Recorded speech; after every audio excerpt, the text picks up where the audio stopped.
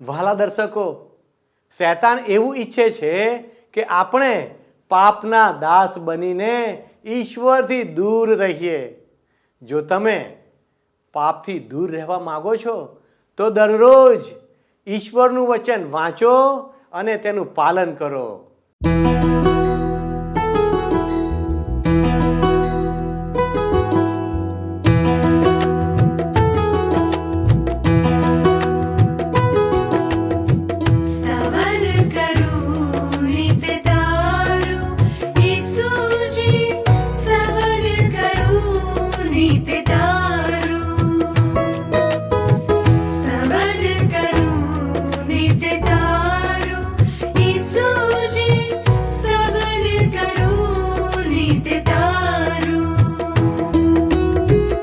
आज सवारे साद सुनी तो आज सवारे साद सुनी तो महिमा करूं प्रभु तारो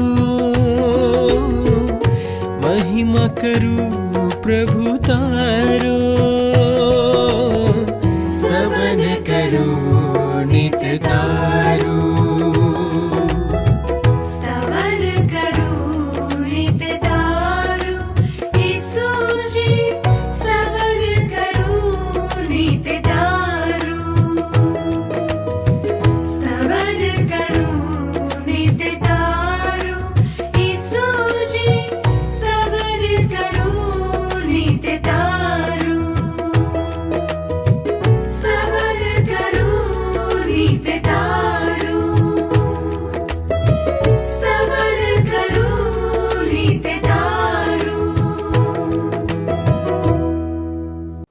પ્રિય મિત્રો, અમને આનંદ છે કે તમે સ્તવન કાર્યક્રમ નિહાળી રહ્યા છો. હું આ કાર્યક્રમમાં તમારું હાર્દિક સ્વાગત કરું છું.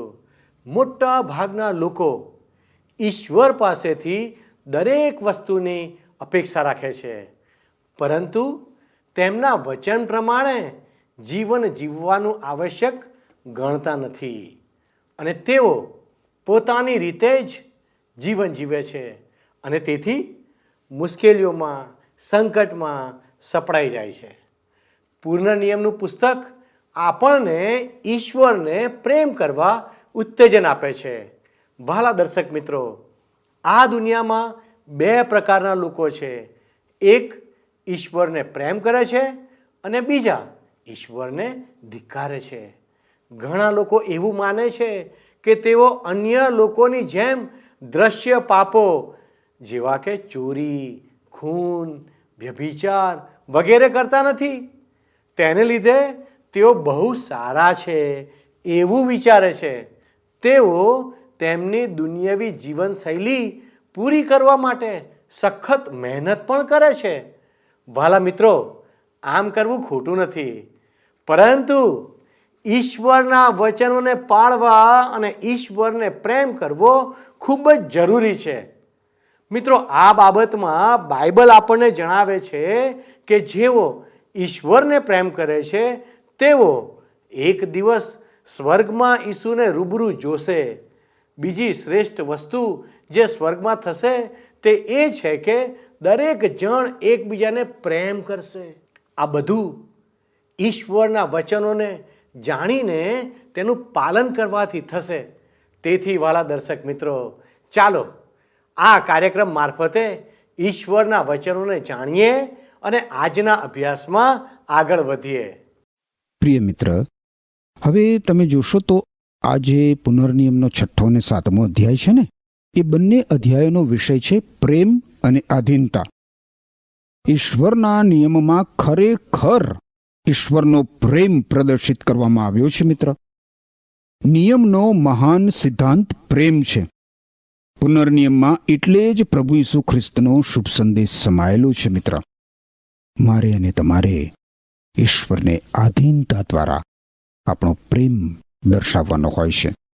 પ્રભુ ઈસુ ખ્રિસ્તે યોહાન અનુસાર શુભ સંદેશના 14મા અધ્યાયની 15મી કલમમાં કહ્યું છે કે જો તમે મારા પર પ્રેમ કરતા હો તો તમે મારી આજ્ઞાઓ પાળશો. સિમ્પલ વસ્તુ, બિલકુલ સાદી, સરળ. 2 + 2 = 4.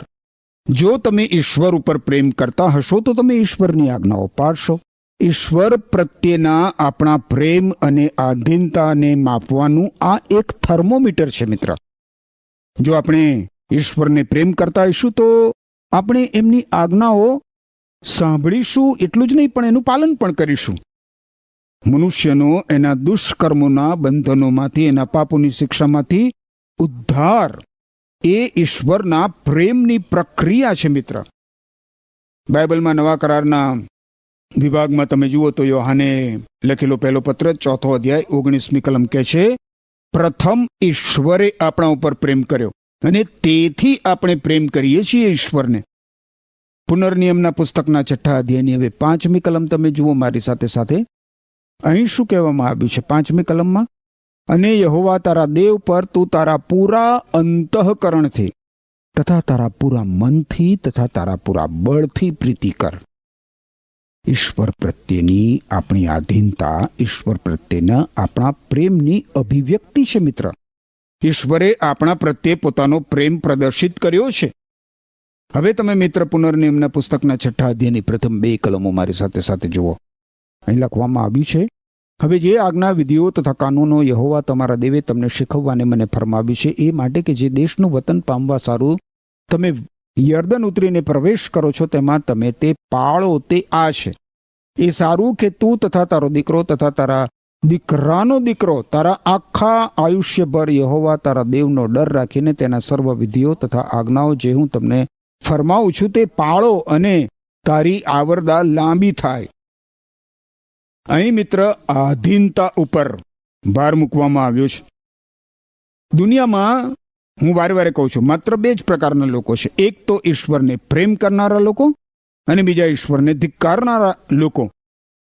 આધીન થવાના વલણ અને આધીન નહીં થવાના વલણ દ્વારા મનુષ્યના હૃદયની વૃત્તિ છતી થાય છે મિત્ર.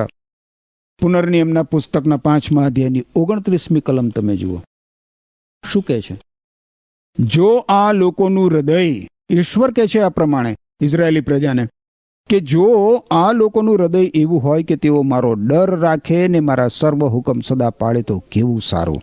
કેમ કે ત્યારે તો તેમનું તથા તેમના વંશજોનું સદા ભલું થાય, સદા ભલું થાય. આ પછી તમે યશાયા સંદેશવાહકનું પુસ્તક જુઓ. જૂના કરારના વિભાગમાં જ મિત્ર છે યશાયા સંદેશવાહકનું પુસ્તક. એના 29મા અધ્યાયમાં 13મી કલમ જુઓ. કે છે, વળી પ્રભુએ કહ્યું કે આ લોક તો મારી પાસે આવે છે અને પોતાના મોતી તથા હોઠોથી મને માન આપે છે, પણ તેમણે પોતાનું હૃદય મારાથી દૂર રાખ્યું છે અને તેઓમાં મારી જે બીક છે તે કેવળ પાઠે કરેલી માણસની આજ્ઞા છે. કેટલી ભયંકર વાત. 3જી કલમ જોશો હવે પુનર્નિયમનું પુસ્તક 6 અધ્યાય. શું કહે છે 3જી કલમ? માટે હે ઇઝરાયલ સાંભળને કાળજી રાખીને તે પાળ. એ સારું કે જેમ યહોવા તારા પિતૃઓના દેવે તને વચન આપ્યું છે તેમ દૂધ મધની રેલમછેલવાળા દેશમાં તારું ભલું થાય ને તમે બહુ જ વૃદ્ધિ પામો. ઇઝરાયેલી લોકોએ ઈશ્વરના નિયમોનું પાલન કરવાનું વચન તો આપ્યું હતું, પણ એમાં એ લોકો નિષ્ફળ ગયા. અને આપણે પણ મિત્ર આજે એવું જ કરીએ છીએ. 4થી કલમ જુઓ. હે ઇઝરાયલ સાંભળ, યહોવા આપણો દેવ તે એકલો જ યહોવા છે. યહોવા એકલું જ યહોવા. આ એક જબરજસ્ત વિધાન છે મિત્ર. ઇઝરાયેલી લોકો મૂર્તિ પૂજાથી ભરચક એવી દુનિયામાં રહેતા હતા. આસપાસની બધી પ્રજાઓ અનેક દેવદેવીઓની પૂજા ભક્તિ કરતી હતી. ઇઝરાયેલી પ્રજાએ બીજી બધી પ્રજાઓને એ સંદેશ પાઠવવાનો હતો કે ઈશ્વર એક છે, અનેક નહીં. 5મી કલમ જુઓ હવે આગળ. 5મી કલમ શું કહે છે? અને યહોવા તારા દેવ પર તું તારા પૂરા અંતઃકરણથી તથા તારા પૂરા મનથી તથા તારા પૂરા બળથી પ્રીતિ કર. ઈસુ ખ્રિસ્તે બધી જ આજ્ઞાઓમાં શ્રેષ્ઠ આજ્ઞા તરીકે આ આજ્ઞાને ટાંકી છે મિત્ર. બાઇબલમાં નવા કરારના વિભાગમાં માર્ક અનુસાર શુભ સંદેશ છે, એના 12મા અધ્યાયની 28થી 31 કલમો તમે જુઓ તો ત્યાં પ્રભુ ઈસુ ખ્રિસ્ત કહે છે કે નિયમશાસ્ત્રનો એક શિક્ષક એક ચર્ચા સાંભળતો હતો. એણે જોયું કે ઈસુ ખ્રિસ્તે સાદુકીઓને યોગ્ય જવાબ આપ્યો, તેથી તે તેમની પાસે બીજો એક પ્રશ્ન લઈને આવ્યો. બધી આજ્ઞાઓમાં સૌથી અગત્યની આજ્ઞા કઈ? ઈસુએ કહ્યું, સૌથી અગત્યની આજ્ઞા આ છે, હે ઇઝરાયલ સાંભળ, પ્રભુ આપણા ઈશ્વર એક જ પ્રભુ છે. તારે ઈશ્વર તારા પ્રભુ પર તારા પૂરા હૃદયથી, તારા પૂરા જીવથી, તારા પૂરા મનથી અને તારા પૂરા સામર્થ્યથી એટલે કે તારા પૂરા વ્યક્તિત્વથી પ્રેમ રાખવો. બીજી સૌથી અગત્યની આજ્ઞા આ છે, જેવો પોતા પર તેવો જ બીજા પર પ્રેમ રાખ. આ બે આજ્ઞાઓ કરતા વિશેષ અગત્યની બીજી કોઈ જ આજ્ઞા નથી. હવે છઠ્ઠી કલમ જુઓ. છઠ્ઠી કલમમાં શું કહે છે? અને આ જે વચનો હું આજે તને ફરમાવું છું તે તારા અંતઃકરણમાં ઠસી રહે. અંતઃકરણમાં ઠસી રહે. દાઉદ રાજાએ કહ્યું છે, મિત્ર, કે હે ઈશ્વર, હું તારી વિરુદ્ધ પાપ ન કરું એ માટે મેં તારું વચન મારા હૃદયમાં રાખી મૂક્યું છે. ઈશ્વરના વચનો, મિત્ર, આપણે આપણા હૃદયમાં ઠસાવી રાખવાની કેટલી બધી જરૂર છે. હવે આગળ 7મી અને 8મી કલમ જુઓ. અને તે તું ખંતથી તારા છોકરાને શીખાવ ને જ્યારે તું ઘરમાં બેઠો હોય ને જ્યારે તું રસ્તે ચાલતો હોય ને જ્યારે તું સૂઈ જાય ને જ્યારે તું ઉઠે ત્યારે તે વિશે વાત કર. અને કે છે, તું તેમને નિશાની તરીકે તારે હાથે બાંધને તારી આંખોની વચ્ચે તેમને કપાળ ભૂષણ તરીકે રાખ. પિતાઓ, તમારા બાળકો ખીજવાઈ જાય તેવી રીતે ન વર્તો, એના કરતાં ખ્રિસ્તી શિસ્ત અને શિક્ષણમાં તેમને ઉછેરો. બાળકોને ઈશ્વરના જ્ઞાનમાં અને બીકમાં ઉછેરવા માટે ઈશ્વર માતા પિતાને જવાબદાર ગણે છે. નીતિવચનનું પુસ્તક છે બાઇબલમાં જૂના કરારના વિભાગમાં, એ તમે જુઓ મિત્ર. 22મો અધ્યાય 6ઠ્ઠી કલમ. અહીંયા લખ્યું છે, બાળકે જે માર્ગમાં ચાલવું જોઈએ તેમાં ચાલવાનું તેને શિક્ષણ આપ, એટલે તે વૃદ્ધ થશે ત્યારે તેમાંથી તે ખસશે નહીં. હવે આપણે 13મી કલમ જોઈએ. પુનર્નિયમનું પુસ્તક 6ઠ્ઠો અધ્યાય 13મી કલમ જુઓ. યહોવા તારા દેવનો ડર રાખ અને તેની જ સેવા કર ને તેના નામના સમખા. શૈતાને જ્યારે મિત્ર પ્રભુ ઈસુ ખ્રિસ્તની કસોટી કરી ત્યારે પ્રભુ ઈસુ ખ્રિસ્તે તેની સામે આ વચન ટાંક્યું હતું. માથી અનુસાર શુભ સંદેશ 4થો અધ્યાય 7મી કલમ જોજો અને લૂક અનુસાર શુભ સંદેશના 4થા અધ્યાયની 12મી કલમ જોજો. શૈતાન પુનર્નિયમના પુસ્તકને ધિક્કારે છે અને એના ઉપર એ હુમલા કરે છે. હવે 23 થી 25 કલમો આપણે જોઈએ. પુનર્નિયમનું પુસ્તક 6ઠ્ઠો અધ્યાય 23 થી 25 કલમ. 23, 24, 25. અને તે અમને ત્યાંથી કાઢી લાવ્યો. એ સારું કે જે દેશ તેણે આપણા પિતૃઓને આપવાના સોગંદ ખાતા હતા તે આપવા સારું તે અમને તેમાં લઈ જાય. અને આપણા હંમેશના હિતને માટે આ બધા વિધિઓ પાળવાની તથા યહોવા આપણા દેવનો ડર રાખવાની યહોવાએ અમને આજ્ઞા આપી કે જેમ આજ છીએ તેમ તે આપણને બચાવી રાખે. અને યહોવા આપણા દેવે આપણને ફરમાવી છે તે મુજબ જો આપણે આ સર્વ આજ્ઞાઓ તેની પ્રત્યે કાળજીથી પાળીએ તો તે આપણા લાભમાં ન્યાયીપણાને અર્થે ગણાશે. ઈશ્વર ઇઝરાયેલી લોકોને મિસર દેશમાંથી બહાર કાઢી લાવ્યા હતા, એટલે એમાં ઈશ્વરનો હેતુ એમને વચનના દેશમાં લાવવાનો હતો. અને આપણા ઉદ્ધાર માટે પણ એવું જ છે મિત્ર. આપણા ઉદ્ધાર માટે પણ એવું જ છે. ઈશ્વર મરણમાંથી, પાપમાંથી અને ઈશ્વરના ન્યાય ચુકાદામાંથી આપણો ઉદ્ધાર કરે છે અને આપણને આશીષના સ્થાનમાં પ્રભુ ઈસુ ખ્રિસ્તની મંડળીમાં પ્રવેશ કરાવે છે અને આખરે આપણને સ્વર્ગમાં લાવે છે. ઈસુ ખ્રિસ્તને શરણે આવવાથી મિત્ર આપણો ઉદ્ધાર થાય છે.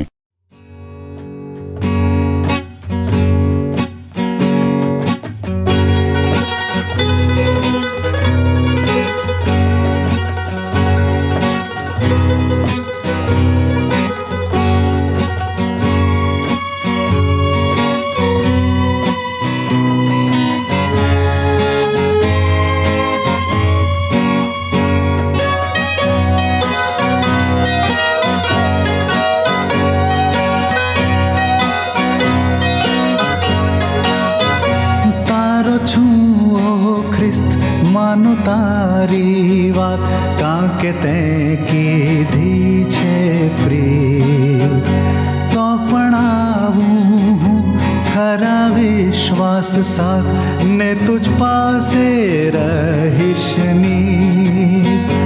રાખ મને સ્તંભ પાસે હે પ્રભુ, જ્યાં તે મુજ માટે મોત સહ્યું. રાખ મને તુજ કુખની પાસે હે પ્રભુ, જ્યાંથી મૂલ્યવાન રક્ત વહ્યું.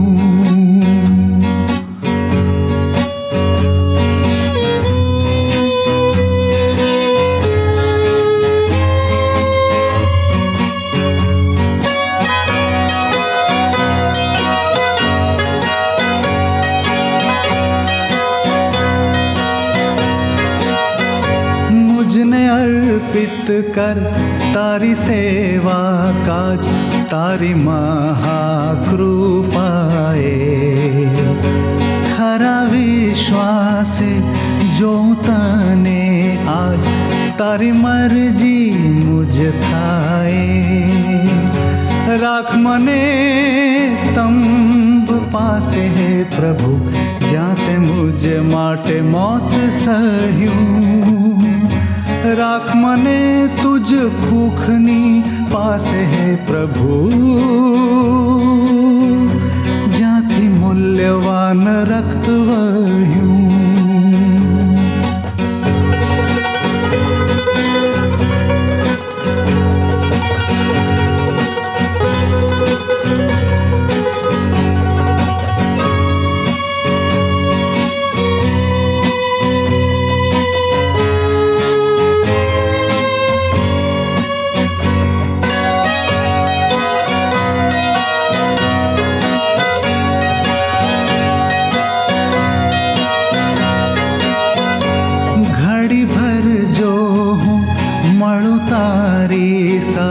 शांति मुझ दिल ने वळे જ્યારે આરાધું તને ઓ મુજ નાથ મળું જેમ મિત્રો મળે રાખ મને સ્તંભ પાસે હે પ્રભુ જાતે મુજ માટે મોત સહ્યું રાખ મને તુજ કુખની પાસે હે પ્રભુ જ્યાંથી મૂલ્યવાન રક્ત વહ્યું.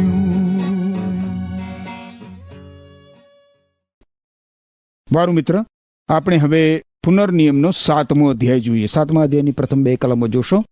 જે દેશનું વતન પામવા સારું તું જાય છે તેમાં જ્યારે યહોવા તારો દેવ તને લાવે અને ઘણી દેશ જાતિઓને તારી આગળથી હાંકી કાઢે, એટલે હિત્તીઓ તથા ગિર્ગાશીઓ તથા અમોરીઓ તથા કનાનીઓ તથા પરિઝીઓ તથા હિવ્વીઓ તથા યબુશીઓ એ તારા કરતાં મોટી તથા બળવાન 7 દેશ જાતિઓને હાંકી કાઢે, અને જ્યારે યહોવા તારો દેવ તેઓને તારે સ્વાધીન કરી દે ને તું તેમનો પરાજય કરે, ત્યારે તારે તેઓનો પૂરો નાશ કરવો, તારે તેઓની સાથે કંઈ કરાર કરવો નહીં ને તેમના પર દયા દેખાડવી નહીં. આ બહુ જ કડક ભાષા લાગે છે, ઘણાને આ ખોફનાક લાગે, પરંતુ સાંભળો ઈશ્વર આગળ શું કહે છે. 3જી અને 4થી કલમ. વળી તારે તેમની સાથે લગ્ન વ્યવહાર રાખવો નહીં, તારે તારી દીકરી તેના દીકરાને ન આપવી, તેમજ તેની દીકરી તારા દીકરાની સાથે પરણાવવી નહીં, કેમ કે તે તારા દીકરાને કહે છે કે મારા માર્ગમાંથી ભટકાવી દેશે, એ માટે કે તેઓ બીજા દેવદેવીની સેવા કરે. તેથી તો યહોવા તમારા પર કોપાયમાન થાય ને તે જલ્દી તમારો નાશ કરે. અહીં ઈશ્વરની કડક આજ્ઞાનું કારણ આપવામાં આવ્યું છે. મિત્ર, હવે આ બધી જે પ્રજાઓ છે, પ્રથમ 4 કલમોમાં જે પ્રજાઓ દર્શાવવામાં આવી છે, એ પ્રજાઓ જાતીયતાના ભયંકર રોગોથી કોહવાઈ ગઈ હતી. હવે જો ઇઝરાયેલી લોકો એમની સાથે આંતરલગ્નો કરે તો તેમનો નાશ થઈ જાય. આ બધી પ્રજાઓ એટલી તો ભ્રષ્ટ અને મલિન થઈ ગઈ હતી કે ઈશ્વરે તેમને વચનના દેશમાંથી દૂર કરવી પડી. એટલું જ નહીં, પણ આ બધી પ્રજાઓ મૂર્તિપૂજક હતી. પ્રદૂષણ ફેલાવતી આ સર્વ મલિનતાનો સંપૂર્ણ નાશ કરવાનો હતો. ઈશ્વર ઇઝરાયેલી પ્રજાને એક ગંભીર ચેતવણી આપે છે. જો એ લોકો આંતરલગ્નો કરે અને અન્ય દેવો તરફ વળી જાય તો ઈશ્વર તેમને વચનના દેશમાંથી બહાર ધકેલી દે. અને એમ છતાં ઈશ્વર ઇઝરાયેલી પ્રજા સમક્ષ સ્પષ્ટ કરે છે કે તે પ્રેમના ઈશ્વર છે, પ્રેમાળ ઈશ્વર. ઈશ્વર એમને પ્રેમ કરે છે, તેથી તેમને આ આજ્ઞાઓ આપે છે. મિત્ર, હવે આપણે આગળ વધીને 6ઠ્ઠી અને 7મી કલમ જોઈએ. કેમ કે તું યહોવા તારા દેવની પવિત્ર પ્રજા છે. યહોવા તારા દેવે તને પૃથ્વીની સપાટી પરની સર્વ પ્રજાઓમાંથી પોતાની ખાસ પ્રજા તરીકે પસંદ કરી છે. યહોવાએ તમારા પર પ્રીતિ કરી તથા તમને પસંદ કર્યા. તેનું કારણ એ નહોતું કે બીજી કોઈ પ્રજા કરતાં તમે સંખ્યામાં વિશેષ હતા, કેમ કે તમે તો બીજી બધી પ્રજાઓ કરતાં થોડા હતા. હવે સંખ્યામાં ઇઝરાયેલી પ્રજા દુનિયાની અન્ય કોઈ પ્રજા કરતાં વધારે નહોતી. 8મી કલમ. પણ તેનું કારણ એ હતું કે યહોવા તમને ચાહે છે ને જે સોગંદ તેણે તમારા પિતૃઓની આગળ ખાધા તે પાળવા તે ઈચ્છે છે, ને તેથી યહોવા સમર્થ હાથ વડે તમને કાઢી લાવ્યો છે, તમને બંદીખાનામાંથી એટલે મિસ્રના રાજા ફારૂનના હાથમાંથી છોડાવ્યા છે. તમને યાદ હશે મિત્ર કે નિર્ગમનના પુસ્તકમાં ઈશ્વરે કહ્યું હતું કે તેમણે ઇઝરાયેલી લોકોનો પોકાર, ઇઝરાયેલી લોકોનો આર્તનાદ સાંભળ્યો હતો. ઈશ્વર એમને પ્રેમ કરતા હતા અને એટલે ઈશ્વરે એમના પ્રત્યે પ્રતિભાવ દર્શાવ્યો, પ્રેમનો પ્રતિભાવ. અને એ જ કારણસર ઈશ્વરે તેમને ગુલામીના બંધનમાંથી છોડાવ્યા. 9મી કલમ હવે જુઓ, લખ્યું છે, એ માટે જાણ કે યહોવા તારો દેવ તે જ દેવ છે, તે જ વિશ્વાસુ દેવ છે કે જે તેના ઉપર પ્રીતિ કરનારાઓ પ્રત્યે તથા તેની આજ્ઞાઓ પાળનારાઓ પ્રત્યે હજારો પેઢીઓ સુધી કરાળ પાળે છે તથા દયા રાખે છે. ઈશ્વરના પ્રેમ પ્રત્યે માનવીનો પ્રત્યુત્તર કેવો હોવો જોઈએ? આધીનતા હોવી જોઈએ મિત્ર, આધીનતા. હવે તમે જુઓ 10મી અને 11મી કલમ. અને તેના પર વેર રાખનારાનો સામી છાતીએ બદલો લઈને તેનો નાશ કરે છે. તેના પર વેર રાખનાર પ્રત્યે તે ઢીલ નહીં કરે, તે સામી છાતીએ બદલો વાળશે. માટે જે આજ્ઞા તથા વિધિઓ તથા કાનૂનો હું આજે તને ફરમાવું છું તે તું પાળીને અમલમાં આણ. જે લોકો ઈશ્વર પ્રત્યે આધીનતાનો પ્રતિભાવ બતાવશે એમને ઈશ્વર આશીષ આપવાનું વચન આપે છે. હવે આપણે 12મી અને 13મી કલમ જોઈએ. 12મી અને 13મી કલમમાં લખ્યું છે, અને આ હુકમોને લક્ષ્ય દઈને તમે તે પાળશો ને અમલમાં આણશો, તેથી એમ થશે કે જે કરાર તથા દયા વિશે યહોવા તારા દેવે તારા પિતરોની આગળ સોગંદ ખાધા છે તે તારા પ્રત્યે તે અદા કરશે, અને તે તારા પર પ્રીતિ રાખશે ને તને આશીર્વાદ દેશે અને તારો વિસ્તાર વધારશે. વળી જે દેશ તને આપવાના તેણે તારા પિતરોની આગળ સોગંદ ખાધા છે તેમાં તે તારા પેટના ફળને તથા તારી ભૂમિના ફળને, તારા ધાન્યને તથા તારા દ્રાક્ષરસને તથા તારા તેલને, તારી ગાયોની ઉપજને તથા તારા ઘેટા બકરાના બચ્ચાને વરદાન આપશે. હા મિત્ર, જો ઇઝરાયેલી પ્રજાએ ઈશ્વર પર વિશ્વાસ કર્યો હોત તો એ કેટલી બધી અદ્ભુત બાબત હોત.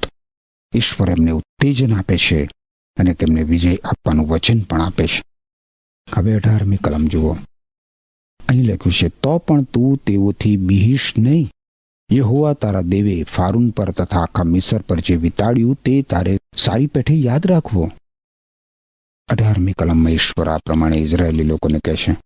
એટલે તમે જુઓ મિત્ર, ઇઝરાયેલી લોકો માટે ભૂતકાળમાં એમના પ્રત્યેનું ઈશ્વરનું વિશ્વાસુપણું, વફાદારી એ ભવિષ્ય માટે એમના અર્થે ઉત્તેજનનો સ્ત્રોત હોવો જોઈએ. અને આપણે પણ મિત્ર બરાબર એ જ રીતે ઈશ્વરના પવિત્ર વચનોમાંથી ઉત્તેજન પ્રાપ્ત કરતા રહેવું જોઈએ. હવે 21મી અને 22મી કલમ જુઓ. 21મી અને 22મી કલમ જોશો, તું તેઓને દેખીને ગભરાઈશ નહીં, કેમ કે યહોવા તારો દેવ તારી મધ્યે છે. તે મહાન તથા ભયંકર દેવ છે. અને યહોવા તારો દેવ તે પ્રજાઓને તારી આગળથી રફતે રફતે હાંકી કાઢશે. તું એકદમ તેઓનો સંહાર કરીશ નહીં. રખેને વન પશુઓ વધી જઈને તને હેરાન કરે. અહીં મિત્ર આપણે ઈશ્વરનું ડાપણ જોઈ શકીએ છીએ. ઈશ્વર ઇઝરાયેલી લોકોની સલામતીનો કેવો વિચાર કરે છે. ઈશ્વર જાણે છે કે જો આ પ્રજા નાશ પામશે તો જંગલી જાનવરો દેશનો કબજો લઈ લેશે. 23મી કલમમાં લખ્યું છે, પણ યહોવા તારો દેવ તેઓને તારે સ્વાધીન કરીને મોટા પરાજયથી તેઓનો પરાજય કરશે, એટલે સુધી કે તેઓનો પૂરો નાશ થઈ જાય. પૂરો નાશ થઈ જાય. આ બધી જ પ્રજાઓનો દેશમાંથી નિકાલ કરી નાખવાનો હતો. અને એ લોકો ઈશ્વરનો વિરોધ કરતા હતા, એટલે એમનો પૂરેપૂરો નાશ કરવાનો હતો.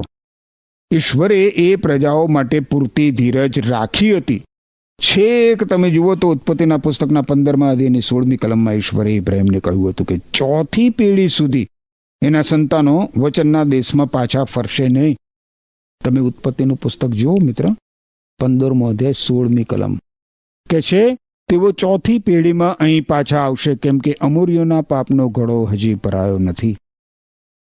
ઈશ્વરે આ પ્રજાઓને 430 વર્ષો આપ્યા હતા મિત્ર, એ જોવા કે એ લોકો પોતાના પાપોથી પાછા ફરીને ઈશ્વરની ગમવાળે છે કે નહીં. આ લોકોને ઈશ્વર વધુ કેટલો સમય આપે? તમે શું માનો છો મિત્ર? બીજો કોઈ મકાન માલિક એના ભાડુઆતને ભાડું ચૂકવવા માટે એટલો સમય આપે ખરો? ઈશ્વરે આ પ્રજાઓને કૃપાનો સમય આપ્યો જે 430 વર્ષ લાંબો ચાલ્યો મિત્ર. એ પછી એમના પાપનો ઘડો ભરાઈ ગયો અને એમના પર ઈશ્વરનો ન્યાય ચુકાદો આવી પડ્યો. યાદ રાખો, ઈશ્વર પ્રેમના અને કૃપાના ઈશ્વર છે, પરંતુ આપણે એ યાદ રાખીએ કે ઈશ્વર ન્યાયના ઈશ્વર પણ છે, ન્યાયી અને પવિત્ર ઈશ્વર. એ જે એકમાત્ર સત્ય સનાતન સર્જનહાર ઈશ્વર છે, એકમાત્ર સાચા ઈશ્વર, એકમાત્ર ઈશ્વર. એમ ઈશ્વર મિત્ર આજે તમને આમંત્રણ આપે છે કે તમે ઈસુ ખ્રિસ્તને શરણે આવીને એ ઈશ્વરના સંતાન બની જાઓ. એમ કરવા માટે ઈશ્વર તમને કૃપા આપો. આમેન. વહાલા દર્શક મિત્રો, ગીત કરતા ગીત શાસ્ત્ર 119 અને 11 કહે છે, હું તમારી વિરુદ્ધ પાપ ન કરું માટે મેં તમારું વચન મારા હૃદયમાં રાખી મૂક્યું છે. કલમ 12 ગીત કરતા ઈશ્વરનો આભાર વ્યક્ત કરતા કહે છે, હે યહોવા એટલે કે હે ઈશ્વર, તમે સ્તુત્ય છો, તમારા વિધિઓ મને શીખવો. આવી જ આપણી ઈચ્છા પણ હોવી જોઈએ, કારણ કે આપણે પાપી દુનિયામાં વસીએ છીએ. શૈતાન ઈચ્છતો નથી કે કોઈ પણ વ્યક્તિ ઈશ્વરના વચનનું પાલન કરે. શૈતાન એવું ઈચ્છે છે કે આપણે પાપ કરીએ, જેથી તે આપણને પોતાના દાસ કે ગુલામ બનાવી શકે. ભલાઓ, જો આપણે પાપથી બચવા માંગીએ છીએ તો આપણે દરરોજ ઈશ્વરના વચનો દ્વારા ઈશ્વરનો અવાજ સાંભળવો જોઈએ, જેથી આપણે શૈતાનના અવાજને ઓળખીને શૈતાનનો નકાર કરી શકીએ. ઈશ્વરનું વચન ખૂબ જ પવિત્ર છે. ઈશ્વરે આપણને બનાવ્યા છે અને તેઓ ઈચ્છે છે કે આપણે તેમના નિયમો પ્રમાણે જીવીએ. તો ચાલો આપણે આ બાબતોમાં સાવચેત રહીએ, જેથી આપણા જીવન મારફતે ઈશ્વરને મહિમા મળે અને આપણને સર્વશક્તિમાન ઈશ્વરની છાયામાં આશ્રય મળે. આવો પ્રાર્થના કરીએ. હે અમારા ઈશ્વર પિતા, અમે તમારો આભાર માનીએ છીએ, કારણ કે તમે તમારા વચનો દ્વારા અમારી સાથે વાત કરો છો. પ્રભુ, તમારું વચન પાળવાને માટે અમને મદદ કરો. તમારી કૃપાથી તમે અમને ભરી દો. અમારી આ પ્રાર્થના ઈસુના નામમાં માગીએ છીએ. આમેન. ઈશ્વર આપ સર્વને આશીષ આપો. આમેન. મિત્રો, ગત કાર્યક્રમના પ્રશ્નોનો જવાબ છે 10.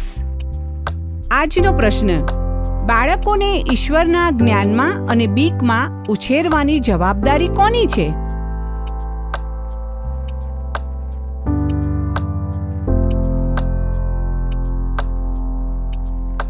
જવાબ આપે સ્ક્રીન પર દર્શાવેલ વોટ્સએપ નંબર પર આપવાનો રહેશે. કાર્યક્રમ દરમિયાન પૂછેલા પ્રશ્નનો સાચો જવાબ આપનાર વિજેતાઓના નામ દર મહિનાના પ્રથમ સોમવારે જાહેર કરવામાં આવશે.